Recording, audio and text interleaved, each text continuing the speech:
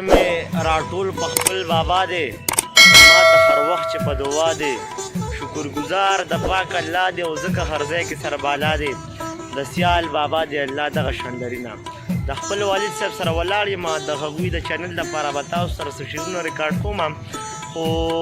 دوی چې د پښتو ژبې لپاره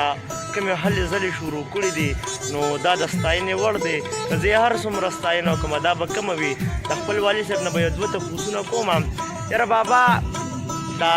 خبره ما اورېدلې یم داسې ده او منم یم چې شعرونه چې دي دا د شاعر اولاد وي داسې ده نو ستاسو درې کتابه چاپ دي ماشاءالله څلورم هم دا دی ورلنډ دی نو دې کې تاسو ته کوم داسې غزل دی یا نظم دی چې هغه ډېر زړه ته رانږدې وي او هر ځای کې تاسو ویلي زه یم چې هغه راسره نن شریک کې د خپلو مینهوالو ته ووایې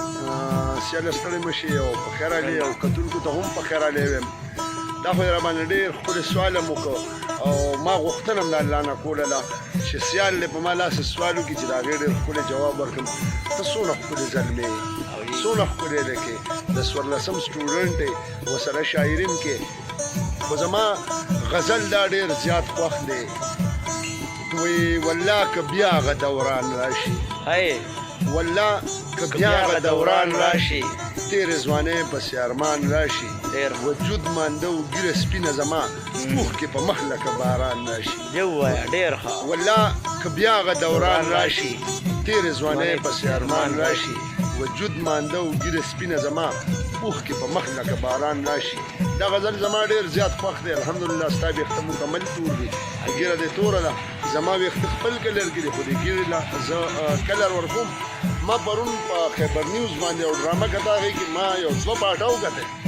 زه پروت وم ماسخوتن نو چې هغه ما وکتل نو زما ورته د سترګو نوښ کې لاړ نو پاسېدم ما خیبر نیوز بند کړ نو ما ته مې بچو وویل چې بابا دا خو ډېره ښکلې ډرامه ده دا تا ولې بند کړه ما چې بچې زه ځان کې دا توان او دا طاقت نه وینم چې زه دا ډرامه مکمل وګورم سر ته ورسوم که نه نو چې کله سړی سپینګیري شي کمزوري شي بوډا شي نو هغه ته دا لیکوانې هغه یادونه هغه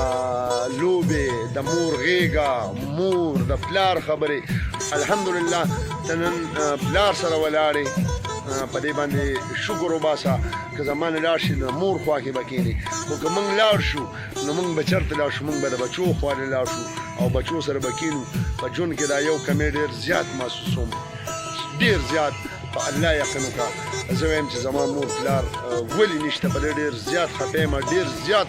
دړمن شم خو زه چې سوچ وکړم نو زه وایم مرګ حق دی خو خدای دې بچي مانه داسې نه پاتې کوي چې دا ناکام پاتې شي چې دوی کامیابي ستا د خبرې نه